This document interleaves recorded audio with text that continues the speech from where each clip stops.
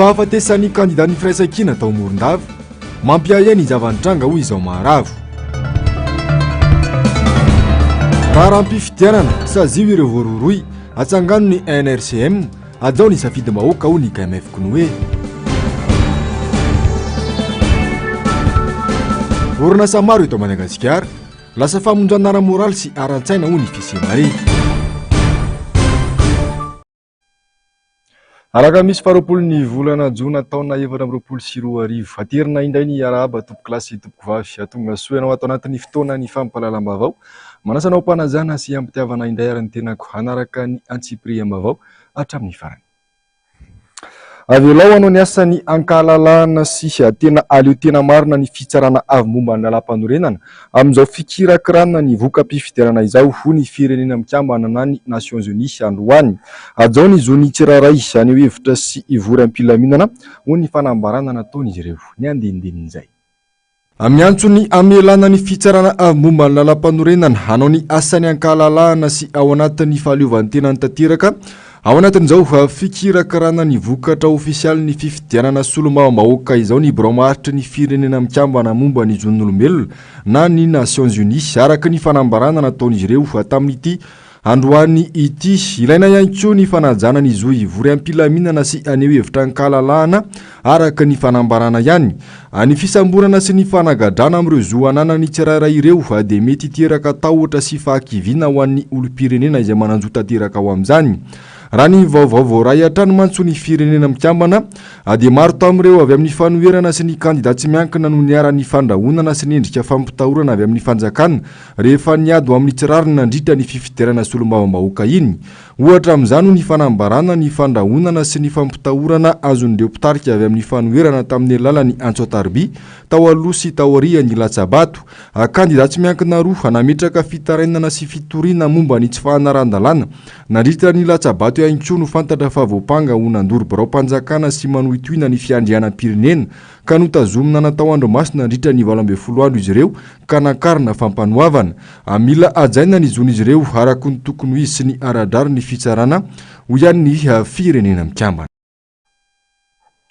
miendrika rafi-pifidianana marina sy miendrika ny vahoaka malagasy izany hoe mangarahara sy manaja ny safidiny sy ho ny KMF Konoe tamin'ity androany ity nampatsiasy nanamafy ny tokony anatsarana ny rafi-pifidianana hamaly ny filan'ny olom-pirenena izy ireo manampy izany ny fanatsarana ny lalàna mifeny fifidianana sy ny fitsapahakevim-bahoaka ny lalàna momba ny voameramalo tena misahana ny fifidianana sy ny fitsarana avo momba ny lalam-panorenana ary ny lalàna mifeny antoko politika takin'ny KMF Konoe atao anatin'ny fanambarana nataony androany ihany koa ny fanasaziana ireo voaroroy amin'ny raharam-pifidianana ny fananganana ny NRCM ary ny fanajana ny safidy-bahoaka Yando Miaratina sy Mathieu Prince manao toy vakina ny faneho-kevitra sy ny fanambarana mahakasiky ny fifidianana solombavambahoaka natao falanteo iny isan'ireo nanaramaso ny fizotry ny fifidianana manerana distrika 10 ny KMF Konoe ka afaka nanao tombana sy manosokevitra ho fanatsarana amin'izao tranga mihiba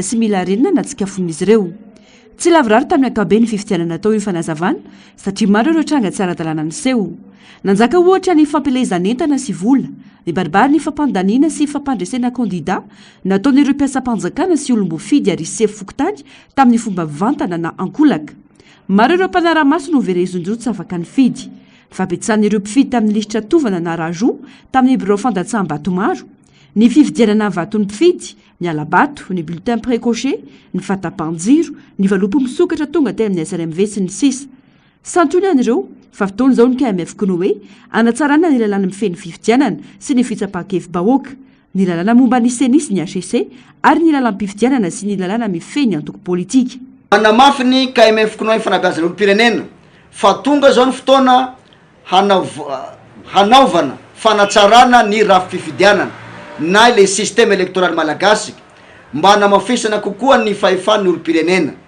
izany dia tsy ho tanteraka raha tsy hisy ny fanotsina lalam-panorenana amin'ny reto andininy reto andiny fahatelo andiny fahadimy andiny faefatra amby roapolo andiny fahenina amby efapolo fahadimy amby dimampolo fahafitopolo faharoa amby fitopolo faefatra amby folo amby zato ny toko faharoa manontolo ny andiny fa raika amby enipolo amby zato roa amby enipolo amby zato enambenimpolo amzato ary ny valambenimpolo amzato. Tazonina ny dingana tsara efa vita, ohatra ny andiny fa telo ambenimpolo amzato. Ngamba ovakiko vetivety le hoe andiny fa telo ambenimpolo amzato. Zao ny voalaza ny andiny fa telo ambenimpolo amzato ny lalam-panorenana. Zay tena hitovizana hevitra hoe tsy tokony ho kitia. Hoy izy hoe ny maha republika ny fanjakana, ny fotokevitra mahiray tsy anombinana ny tany-pirenena, ny fotokevitry ny fisarahan'ny fahefana, ny fotokevitry ny fizakantena ny vondrom-paritra itsinjara-pahefana, ny faharetana sy ny isan'ny fempotoan'ny asan'ny filohan'ny republika dia tsy azo anaovana fanitsina. Satria raha vao miteny an'io zay hoe ahitsy ny lalam-pifidianana, ny atongavany sainy maro de hoe occasion koa io mba ampitombona ndray ny mandat, fa voalaza ny andiny fa telo ambenimpolo amzato de tsy hokitiny io. Anjaton'ireo fitarenana sy fitoriana voarin'ny fitsarana avy momba ny lalam-panorenana mahakasika ny raharam-pifidianana faranteo. Mampametra-panontaniana ny KMF-kono hoe ny fotoana afahany ity androm-panjakana ity andinika sy andry amin'ny antsipiriany ireo antota-taratasy rehetra tonga ao aminy. Tranga izay namafisa ny KMF-kono hoe ny tokony hanatsarana ny rafi-pifidianana eto amintsika. Tena mipetraka tokoa le fanontaniana hoe tena voadinika tsy vitany hoe ampy. Ny ampy ane io ohatra ny mpampianatra eny amin'ny anjerimanontolo ihany. Io na ataonao adiny ray io koroa vita, ataonao semestre ray vita. Fa tena hoe le fa didi-pitsarana mivoaka ve tena mifotra tokoa amin'ny fandiniana lalina, amin'ny fandiniana tena hoe amin'ny saina tony, amin'ny fotoana ampy an'ilay zavatra misy. De ny valy teny avy aty aminay de hoy zay hoe mila tsaraina ny système électoral eto Madagasikara fotoana zao. Ary ny fanatsarana dia tsy hoe misy antokotokon'olona manatsara azy any, fa tokony alaina ny hevitry ny besimaro. Mbola tsy resako teto le izy satria ile resana itary. Tokony misy fakakevitra miala avy any amin'ny distrika. Zany tsy mila andania vola be. De hoy zay hoe na olona 20 isaky ny distrika ngeika ampy ka hoy zay hoe raha tena ampiarina amin'ny anaran'ny voaka malagasy tokoa ny lalàna, raha tena lazaina fa avy amin'ny voaka malagasy tokoa ny lalàna, alao ny hevitry ny voaka malagasy ary ekeo zay ekeny voaka malagasy. Teboka tele-be no takin'ny KMF-kono hoe malona iny fifidianana solombavambahoaka iny.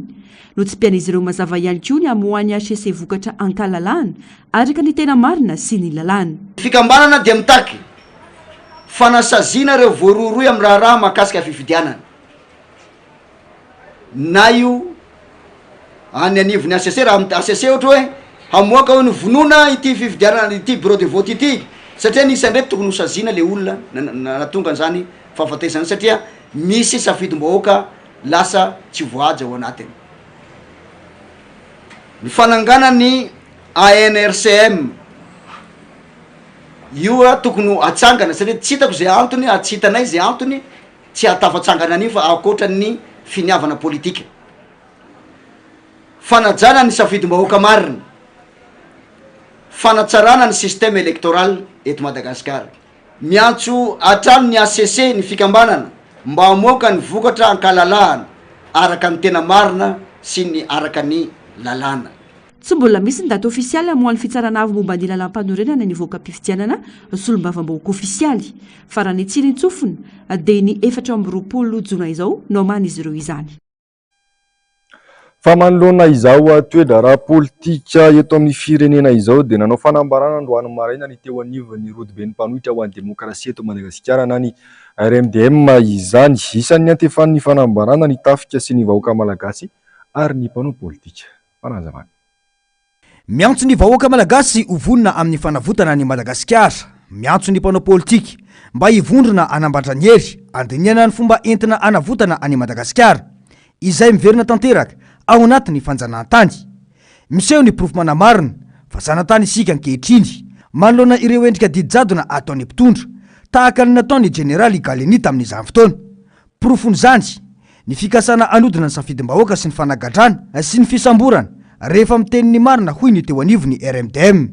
Satria tomponantoka voalohany na ny mamety na ny tsy mamety ny fandehanana zavatra eto amin'ny firenena dia ny mpanao politika. Tomponantoka isika ary tompokevitra isika manoloana an'izay ka ny hevitray amin'ny mpanao politika rehetra dao apetraka ny ambopo ho resetsika ny tahotra, ho resetsika ny ayahy fa ndao hipetraka ambony latabatra atsika ka mba indramiko ny tenin'ny président Ravalomanana anankiray zao hoe tonga miaraka fanomboana fa miasa miaraka fombiazana ka raha te ahita fombiazana amin'ity firenena ity tsika ndao tsika iara-tonga e ndao iara-hanomboka e ndao iara-andeha de ndao ampitovy hevitra mba hoentina manavotra nyity firenentsika ty am'izao latsaka kateriny zao tomponantoka hoa ny mpanao politika tsy afaka miala isika atsika ty tandaza atsika ty tsika efa nahazo fahaleovatena efa nandatsahany ray aman-drenitsika ny ainy de ho avelatsika ho viravirana ve zany fahaleovatena zany tomponantoka voalohany de isika mpanao politika mba hitandro toy ny anak'Andriamaso zany fahaleovatenany Madagasikara zany.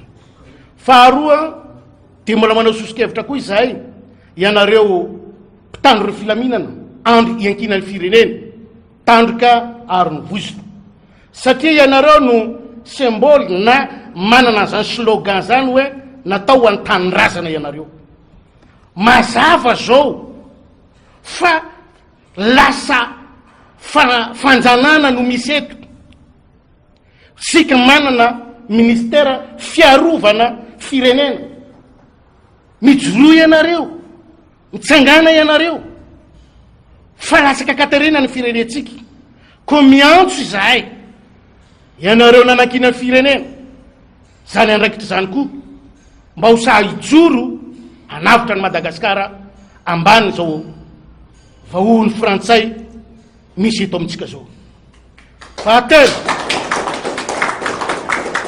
koa satria efa nanaiky ny tany republikany Madagasikara ny atao hoe republika amintsika de fanjakana entiny vahoaka ko miantso ny vahoaka malagasy tsy vaky volo izahay amin'ny anaran'ny tanindrazana mba samby ho vono ho fanavotana an'ity firenena ty satria maso mandidy ny vahoaka malagasy amin'ny tany.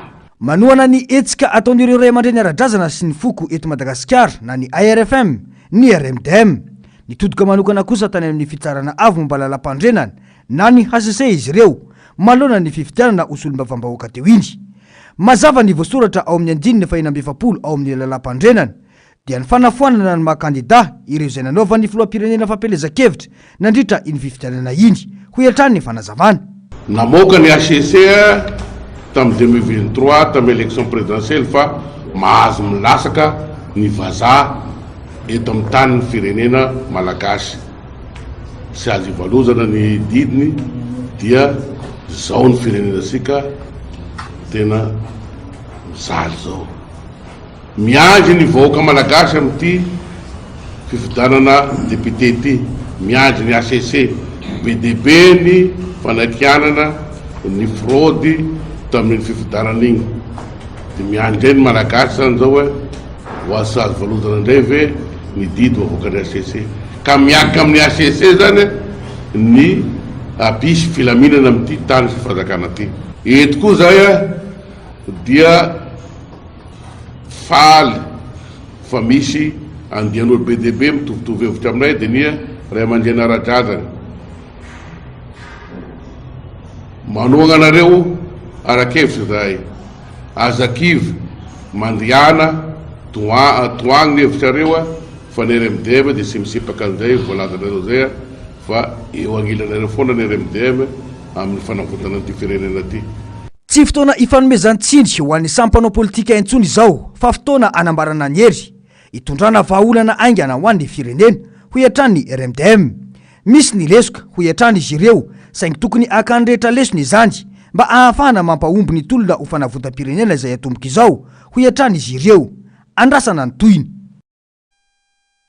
Famitaky ny amerenana ny firenena ho tandalana ny cellule de crise diovy Madagasikara araka ny fanambarana nataon'izy ireo androany tandimondoza ny firenena ho izy ireo fakano izany sy amila verina amin'ny vahoaka ny fahefana. Jiro Menjanary sy Manorandria mananatra. Raisina ho toy tsy misy ny fifidianana ary tsy maintsy averina amin'ny vahoaka ny fahefana ametrahana ny tany tandalana. Io ny votoatin'ny fanambarana nataony teo anivony ny cellule de crise diovy i Madagasikara.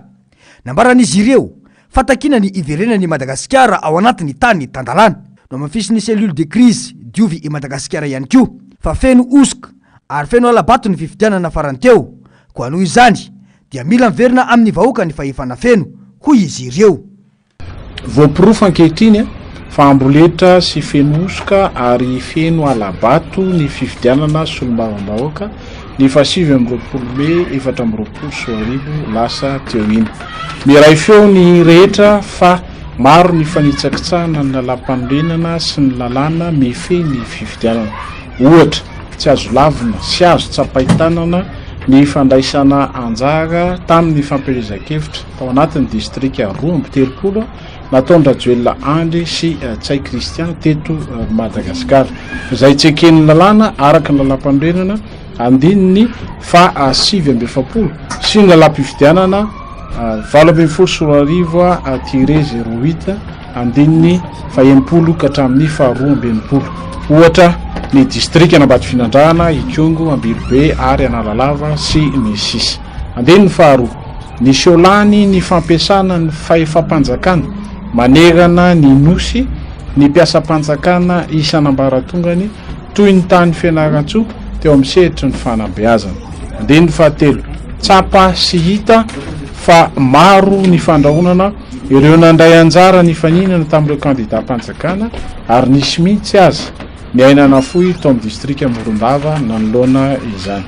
Andininy faefatra, amafisinay cellule de crise diovy Madagasikara fa tandondroza ny firenena malagasy sy ny mpiarabelona ary ahina ny sy ny fifandonana mahery vaika ny ady an-trano ary ny korotana hiafara amin'ny rahalatsaka no ity raharam-pifidianana ity.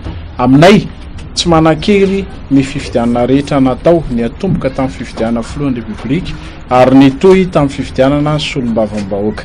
Andininy fahadimy, tompona andraikitra feno amin'izay mety hitranga ny CENI, ny HCC ary ny mpitondra satria izy ireo ny fototry ny olana.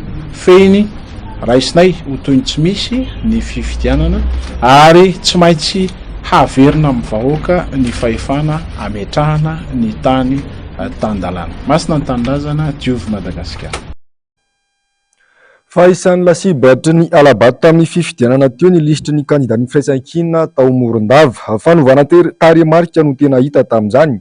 Fantatra ihany koa fa efa nisy ny fandrahonana ho fatana natao tamin'izy ireo ka isan'ny antony nametrahan'izy ireo ny aiainy tamin'ny fahafatesan'ny kandidat nitarika ny lisitra izay hanatolotry ny firaisan-kina tao Morondava. Ny antsiprian'izay. Mampiayay ny fahafatesan'ny kandidat lisitra voalohany natolotry ny firaisan-kina tao amin'ny distrika ny Morondava. Raha ny vaovao voangona dia efa nisy ny fandrahonana ho faty nataon'ireo kandidat-mpifaninana tamin'ity kandidat ity ny alohan'ny fampelezan-kevitra. Raha ny fanazavana dia mbola nanao fampelezan-kevitra io kandidat solombavambahoaka io ny omaly sy ny andro na hafatesany. Tena mampiayay ny zavanisy hoy ny lisitra faharoa tao Morondava Maharo Jean. Zany hoe mampiayay satria mbola nanao fampelezan-kevitra zahay ny 19 hatramin'ny 20 alina dia marainan'le 20 izy no maty. Manokana mikasika an'igny aloha zany dia ny zavatra azonay ambara aloha nisy ny filazany ny avy amin'ny mpanohana ny kandidat mpifaninana izay nilaza fa misy menace de mort amiko sy amin'ny Mamy Emerson Clavera sy amin'ilay olo izay niteny.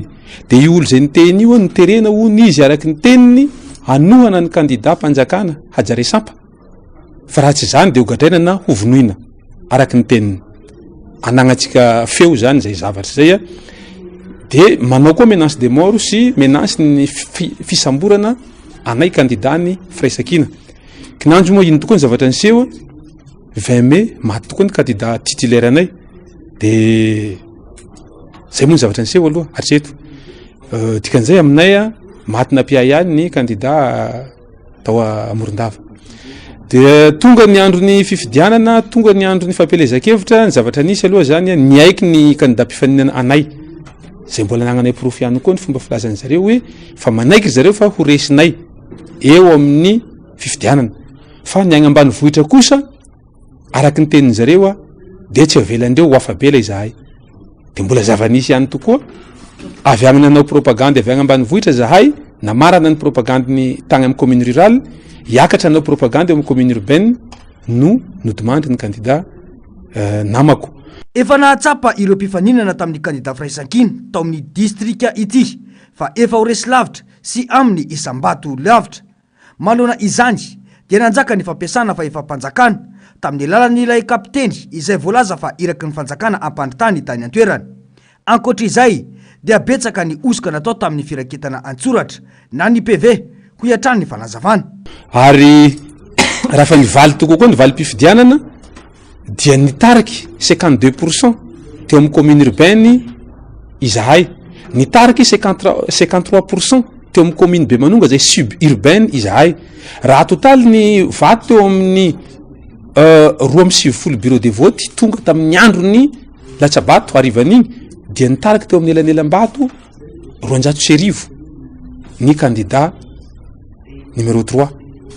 Fa rehefa niakatra ny voka-pifidianana ary tonga tamin'le 1er juin ny voka-pifidianana avy agny amin'ny commune rurale anankiroa i Belosur-Mer sy Befasy izay nahitana osika be indrindra satria tsy natao tamin'ny andron'le fifidianana intsony ny PV fa tamin'le 30 sy le 31 zay vao namboarina le PV dia nisy mpifidy amin'ny bureau de vote maromaro ny tonga ny fidy 100% ary ry zareo daholy no nitariky.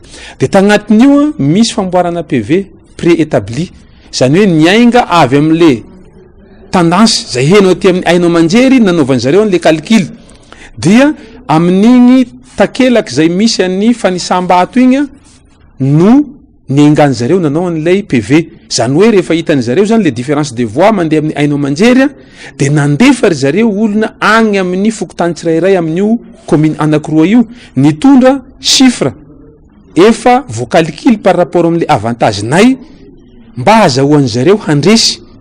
Dia soratagnan'olo mitovy nefany no namboatra an'io soratra tamin'io takelaka fanisam-bato io. Dia igny zany no nadika ho ao agnatin'ny PV. Miandry ny fanapahan-kevitra avoky ny fitsarana avo mba lalam-pandrenana Izahay ho iatrany ity kandida ity. Nisy manko ny fitoriana napetraka eny anivony ity androm-panjakana ity momba ireo zavanisy ireo miaraka amin'ny pirofo. Lafa mavao hafa tanteraka kosa indray fetin'ny mpanjanaka ankolaka ny Madagasikara ny datany 4 jona ho ny teo anivony RMDM androany. Manam-pirofo izany ny fisafon'ireo andeha tafika malagasy ataon'ny olona tsy mizaka ny zom-pirenena malagasy akory fahafahambaraka ho an'ny fiandrianam-pirenena izany ary enatra ho an'ny malagasy.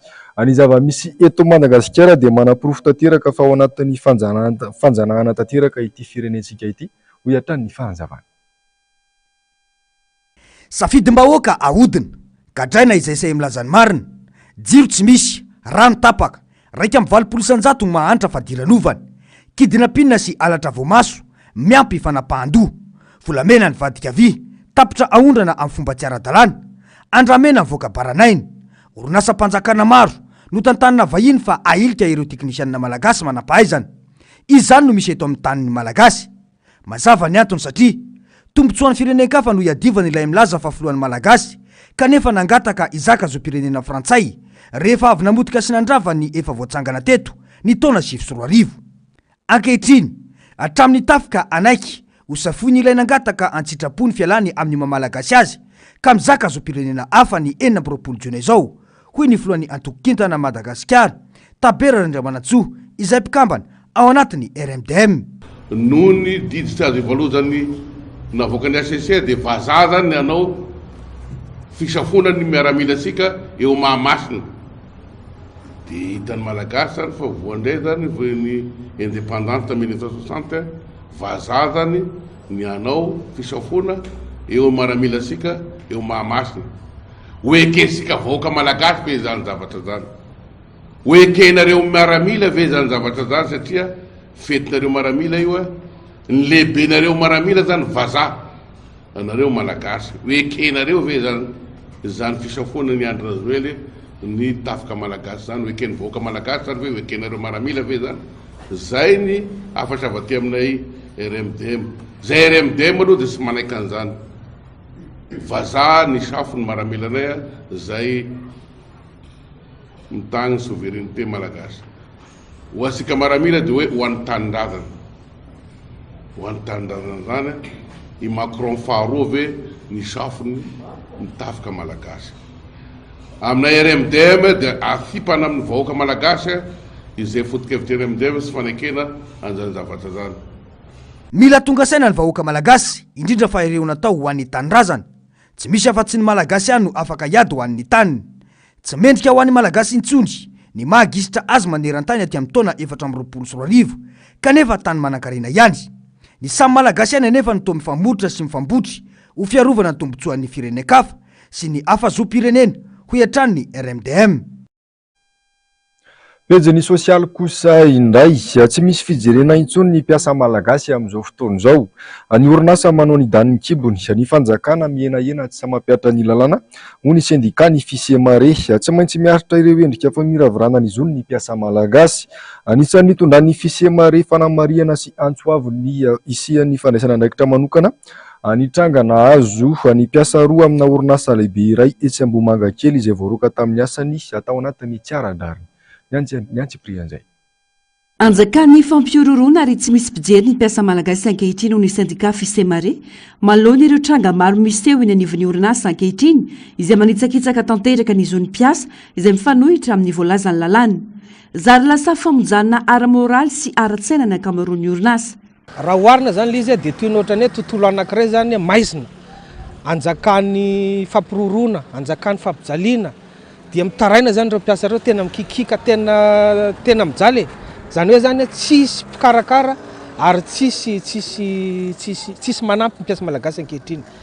Ny ankamaroan'orinasa zany dia manao zay saim-patany manao zay daniny kibony raha itentsika hoe fanjakana na ny tompony andraikitra eto Madagasikara dia heveriny orinasa sasatsasany toy tsy misy. Manamafy izany ity tranga teny amin'ny orinasa lehibe iray tetsy Ambohimanga kely ity. Nangatahany orinasa fandrohana teny amin'ny inspection de travail ny mpiasa iray no ny antony manokana. Nolaviny ity rafitra ity anefa izany saingy hatramin'izao tsy mbola noraisin'ny orinasa ny tenany. Tsy nolazany intsony anefa ireo ady atrehana sy zava-doza miatra amin'ny mpiasa ao amin'ny orinasa io raha ny fanazavana. Miditra amin'ny 7 maraina zay dia misy no mirava amin'ny 9 alina, misy mirava amin'ny 9 ary le amin'ny 9 ka hatramin'ny 9 sasany indray ataony zareo fa tsy payen zareo le karama. Ao anatiny koa ny sakafo tsy zarizary ny sakafo hohanina ao anatin'ny société. Ny vary vary kely tsy araka ny tokony ho izy amin'ny asa omeny zareo. Ny resaka congé zay tiany zareo anaovana anazy ny anaovana ny congé meny zareo dia zay tiany amena dia noroahany zareo tao anatin'ny zavatra tsy nataoko akory ako ary nefa niezaka nanazava ihany ako fa tsy nekeny zareo ilay izy ary nalefany ako dia nandeha ny convocation nalefa tany amin'ny zareo tsy tonga zareo tao anatin'ny fotoana namezana zareo dia amin'izao zareo tsy fantatra hoe zavy zany zao mbola mpiasa ao sa tsy mpiasa ao tsony. Tarika sendika kosa ity mijoro vavolombelona ity izay nahazo fandrohana ihany koa no io anarana entiny io. Miantso ny fandraisana andraikitra manoloana izao tranga izao ny tenany. Namoaka didy zareo hoe anao kodisy rehefa nanao kodisy dia nalefany zareo ndroasy kanefa tompoko le asa sy dia tena hoe tena le asa hoe mélange de tainy tena antony narony anahy fa nohony izao fahafantarany zareo anahy fa kambana sendika fisemareny tena antony tena androany anahy tompoka eto zay tompoko dia mangataka amin'ny tona fanjakana zay mba izay rakaiky anay satria tena mahasaro zay tompoko tena mizaly satria zay tompoko nandritra ny 2021 zay niasa foana zay miditra amin'ny 7 maraina mirava amin'ny valora sasany alina foana ny alahady mbola miasa foana nefa zay tompoko tsy mahazo ny rariny mihitsy rehefa misy zavatra problème kely mbola azo ny reglena tsy miasa mihitsy zay tompoko amin'izao fa mbola miandry ny valiny hoe iveriny asa sa sy iveriny asa dia miandry ny sitrapony zareo eto fa dia mbola sisy atao loatra eto zany fa mbola miezaka mitady asa ny tena marina. Efa lasa fomba fanao iny anivon'ny orinasa ny tranga tahaka izao iny sendika. Ny fanjakana heverina ho avan'ny olana tsy mahasahy mampiatra lalàna. Nisy ny atanaty ohatra efa nataony fisemare manoloana ireo tranga roa ireo itadiavana vahaolana maritra ho tombotsoa ny mpiasa malagasy. Ny fanjakana tsy fantatra fa mihevaeva tsy mandray tsy mampiatra ny lalàna velona mahakasika ny tontolon'ny asa eto Madagasikara. Zay moa zany efa nandefa taratasy teny amin'ny ministera mba hijerena akaiky ny tiraraha ty ka tsy fantatray na isy ny fidinana na hovaliana ny taratasinay anjaran'ny zareo fa zareo ny tompony andraikitra voalohany. Raha sanatria zany ka tsy mahomby zay zavatra zay makany amin'ny primature moa tsy tanay ny lalana makany makany Ambosirota tsy tanay ihany koa fa mietrehitra zany zay andefa letra any amin'ny foiben'le orinasa.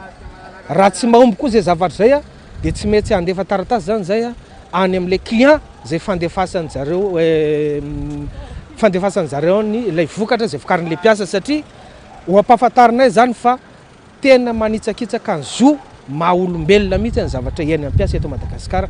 Ampahafantarinay andreo client reo fa le olona mamokatra ny zavatra anaovanareo ange ka zao ny zavatra fampijaliana mahazo azy ara-moraly io ara-tsainy io ara-batany io. Tsy ty tranga teny Ambohimangakely ty ihany no ahitana tsy fanaran-dalàna toy izao hoe ny fisemare fa maro amin'ny orinasa malagasy. Iteraka fampitiana goavana ny zava-misy raha tsy misy fandraisana andraikitra manoloan'izany hoy ny fanazavana. Eo amin'izay pejy sosialy izay hatrany tsy tantaratra eny anivon'ny fiarahamonina intsony ny fanajana sy ny famizakasina. Ny ray aman-dreny sy ny zokiolona manoloana ny fivoarany teknôlôjia sy ny fanatontoloana amin'izao fotoana izao. Samy mandeha samy mitady araka ny fomba fiteny rehetra ho ny fanadihadiana nataon'ny Andy Miaratine sy Matteo Prezi. Mandrafitra ny 4,2 ny eto Madagasikara ny zokiolona izay manana sokajy taona impolo taona no miakatra izany hoe manodidina ny 5 alina sy 1 hetsy sy 1 tapitrisa raha ny taremarika farany nivoaka ny taona 2012. Manana anjara toerana goavana eo anivon'ny fiarahamonina raha nisandreo afaka mampandroso ihany koa izy ireo saingy raha ny zava-misy lasa vesatra ho an'ny fianakaviana sy ny fiarahamonina sisa. Miavery tanteraka ny asina sy ny zoana anan'izy ireo toy ny olon-drehetra. Matsapy zany ny ankamaroany manoloana ny fomba fiaina sy fandraisana azy eny anivon'ny fiarahamonina. Tsy misy ny fanajana sy ny fanohanana ary ny fifampianoana vokatry ny fanatontoloana sy ny fanabeazana goragora. Aloha tena hoe na eny amin'ny arabe ary ianao dia songona olona ianao zay azafady tompoko fa zao tsisy an'izany intsony fa ianao koa raha ndraindray mahazo hoe ribainy koa manakandalana. Kanefa somary miova zany amin'le génération ankehitriny hoe zay hoe nitoetran'ny ankizy ankehitriny. Dia ohatrany tsy dia tena manaja ray aman-dreny. Misy aranety hoe apetraka any amin'ny hospice ihany. Taloha hoe nisy le hoe éducation civique morale tena taranja mihitsy tany ampianarana. Dia ampianarina ny fahalalam-pomba sy ny sisa sy sisa. Fa amin'izao fotoana izao efa samy maka ho azy koa le ankizy tsy afaka mihaona intsony ny ray aman-dreny sy ny zanaka ohatrany. Fa ny ray aman-dreny avy miasa dia ny ray mpianakaviana mandeha mijery télé dia ny ray mpianakaviana mikarakara sakafo. Le ankizy dia manao izay ataony amin'ny ty resaka Facebook ty. Anisany manimba ihany koa le Facebook. Vokatry ny fanatontoloana angambany na ny virana ty ngamba efa fanatontoloana tonga teto amintsika angambany na tsy haiko ohatrohatr'izay ngamba mahatonga zay mivoatra le fiainan'le olona zany dia amin'le fanatontoloana dia zay ngamba mahatonga zay. Arena ry tsangam-bato velona ho an'ny fianakaviana sy fiarahamonina ny fananana ray aman-dreny ka tsy tokony mamaivanina. Manao zava-dehibe ny fisiany izy ireo ny komina Lasora ka manokana teti-bola isan-taona no hanana azy. Raha kojakoja ilaina tamin'ny fiainana andavanandro teo aloha no natolotra azy ireo, niova ho maro-bola kosa izany izay niainga tamin'ny etaetan'ny zokiolona tao an-tanàna. Miaino andreo zokiolondreo zahay.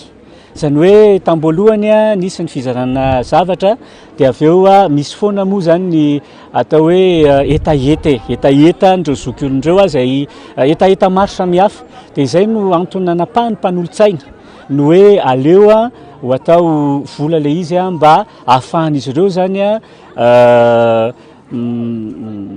vidy na misitraka zay zavatra tiany hoe samy manana ny mahazatra anazy, samy manana ny zavatra tiany dia anjaran'izy ireo no misafidy an'izay hoe zavatra tiany zay. Afaliana no hita soritra teny amin'ireo zokiolona ny sitraka ity fanampiana ity androany. Mahatsiaro maivana rehefa mandray ny anjara tandrify azy ny zanaka hoy izy ireo izay efa tsy mahavita ny asa mandrara intsony fa osany ankamaroany. Mahafinaritra satria rehefa tsy manadino ange ny zanaka dia efa zay zava-dehibe na dia kely ary kely no rosondreo dia mahafaly foana.